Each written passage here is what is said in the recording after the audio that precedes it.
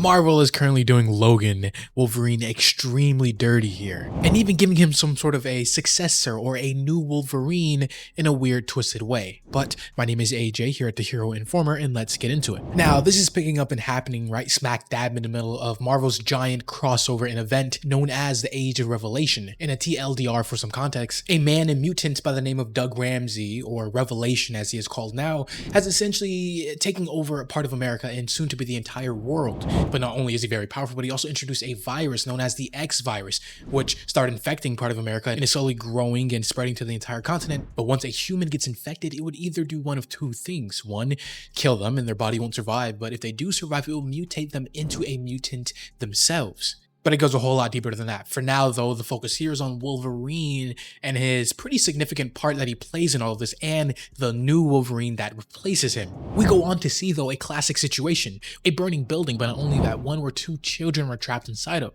A scenario where the hero just swoops on in, saves the day, and gets the children to safety. The fire being so bad that the children don't have much time until they suffocate inside of here. That is until the Wolverine comes to rescue. Not only that, but he has a new moniker, the Wonderful Wolverine, which, I mean, something that's not really befitting of Logan if he was here instead.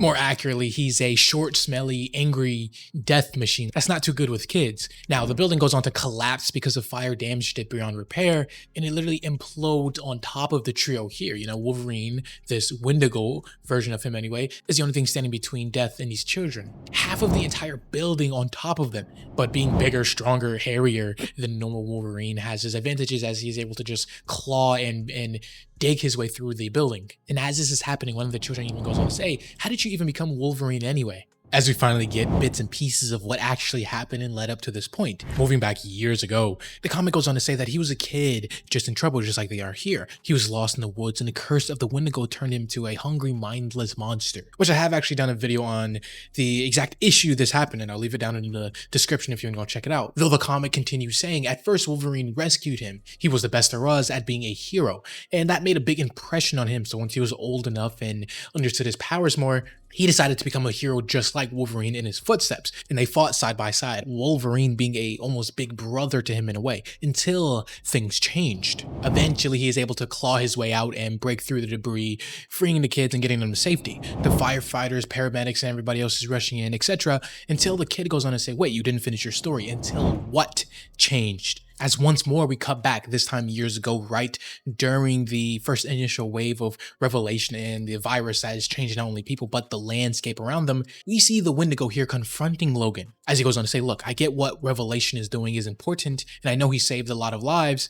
It's just, don't you think you guys might be crossing the line? Now, he says you guys, referring to Logan and Revelation, because currently he is in cahoots with him. In another series named The Amazing X-Men, we see exactly what happened. Eventually, Revelation sought out Logan. As it seems, the X virus, because it does mutate other mutants, it seems to have made Logan more beast-like, taking away the human side and making him fully the Wolverine, the animal that he sometimes is. But more than that, Revelation here, this big bad who got his powers from Apocalypse, that's why he's slowly starting to look more and more like him. He's not here to kill or destroy Logan, no, he wants him. Logan has great tenacity, great skill, great abilities, so he can't just go to waste. No, he is going to become his angel of death, as he slowly starts to use his abilities, which allows him to control anyone with his speech, and bending him to his will, turning him into the angel of death so he can kill all of his enemies and essentially be his great enforcer or assassin, if you will. Another byproduct of Revelation's powers is that he can take away a person's speech completely, making them unable to even communicate in the simplest of forms, as that's exactly what he did to Logan. Back inside of the flashback, as Wendigo goes to ask about what's going on, why is he just killing people, good people, Logan is just silent, literally unable to communicate and tell him what's happening. Or that is until Logan does the only thing he knows how to do best. That is violence, to hurt, to kill, as he then pops his claws and starts swinging at the Wendigo. Of course, the Wendigo thinking and putting two and two together that surely this is some sort of hypnotic control or brainwashing that is taken over Logan, but it is all too little too late, as Logan is able to get a pretty nasty wound and attack on, stabbing him through the stomach and then throwing him off the building. In which of this is the last time he has even seen Logan, which after this, Logan goes on to do some pretty wild stuff, which I'll make sure to touch on in a second. But for now, after snapping out of the flashback in the memory, he eventually makes sure everything is good and then leaps off, as he has a very specific and important place to arrive to. But as he is traveling, just leaping building to building, we go on to find out some more lore about this current world 10 years into the future, as this entire timeline and event is, while yes, it is technically the current Marvel universe at this point, like this is canon and it's not an alternate reality or anything, but time travel is involved and it's in the future, so it's a possible future that might get undone. Regardless though, he goes on to say, being the city's #1 hero is pretty great. Like a lot of people, he moved north and west after the territories let loose a bioweapon, the X virus, that essentially turned the eastern seaboard of America into a death trap for non-mutants. Eventually, he ended up here in Vancouver, where people treat him as a protector instead of a monster. But it wasn't just him that got the idea, it's other people and other familiar faces, as we see him arrive at a home, the home of Nightcrawler, who was back inside of his human form. And because of him being in his human form, it seems like he's no longer the blue mutant he once was, including his powers being gone as well. Though there are some upsides, as he now has a full-on family and a child. Again, with this being years in the future, everything is different, and there's a lot of changes that will soon be revealed and understood.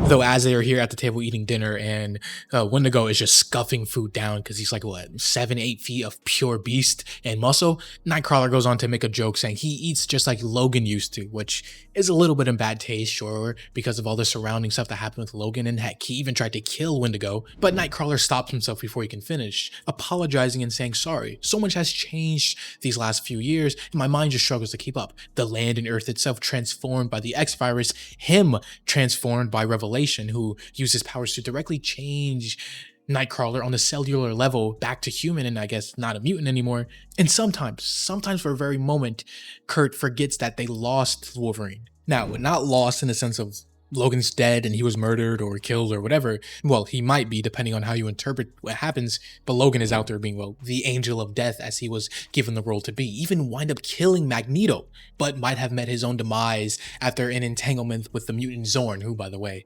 is very powerful and has a literal black hole inside of his head. The same black hole, once detonated, seemingly took Logan out. Though, if there's one thing about Wolverine and his powers and healing factor, he is very hard to kill and just won't stay down, so he's probably not gone for good. But in the moment, Wendigo agrees, saying yes, it doesn't feel like he's gone, and that's why he put on the suit and took his name. He just felt even if Logan is lost, the world still needs a Wolverine. Even going as far as to ask if what he is doing, betraying this hero and legacy that he has just taken, all of this, is this just too crazy? Of course, Nightcrawler says yes, but doing the crazy things the world needs is an X-Man's bread and butter. But this feeling here about him becoming the hero and taking up a legacy that the Wolverine had, it just makes failing him that much worse. Because there's something gnawing at him from the inside out, as he goes on to say and recount how he told those kids earlier the story of how he became Wolverine, but he just couldn't finish it. He couldn't talk about Logan nearly killing him, or having to leave him behind because he could feel the virus literally changing and mutating him even further, or even more importantly, which is going to probably be a big point later on, he can feel himself losing control, wanting to eat people again. All of this, though, said in front of a child who, unsurprisingly alarmed by this fact that he is just admitting to wanting to eat and kill people. But before he can fully explain himself, suddenly a device goes off in his pocket, specifically an emergency alert signal. And no, it's not some disaster like a bridge collapsing or a rampaging monster, but someone, as it turns out, just broke into his apartment, which is honestly the last thing you would want to see, being a burglar, you know, breaking into some random apartment thinking this is going to be easy and just seeing a 8-foot beast of a Wolverine confronting you about it. The new Wendigo Wolverine even going on to say as much, saying once you realize whose place you broke into, you're going to be very scared. But this person, this individual who broke in, is very aware of the fact that, you know, this Wolverine, Wendigo, owns it and is quite far from scared or intimidated. As this individual goes on to say, the only thing scary about this place is the odor. And to his surprise, the Wendigo here is actually relieved to see this mysterious person, even thinking that they were dead before.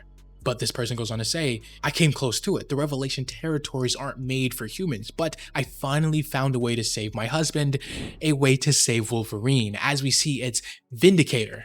Now, if you're confused, two things. One, like I said before, this is a possible and the current future in 10 years have passed. So anything in that decade of time span could have happened. And as we see, it seems like Wolverine got married and had a wife. And secondly, Vindicator here, if you aren't aware, she's a woman that goes by Heather McNeil. And her and Wolverine go way back, like decades back, and has a lot of history, from being a former ally on the Canadian team Alpha Flight to even being and having flirtatious and a relationship with Logan. And as we see here, even marrying him in the time jump future. But more importantly to all of that, it seems like she has an actual cure or way to save Logan from being controlled and under the influence of Revelation. Meaning, if this is true and it works on Logan, that could work for everybody else that he's infected and is controlling too. a massive thing that could come into play later and be really important.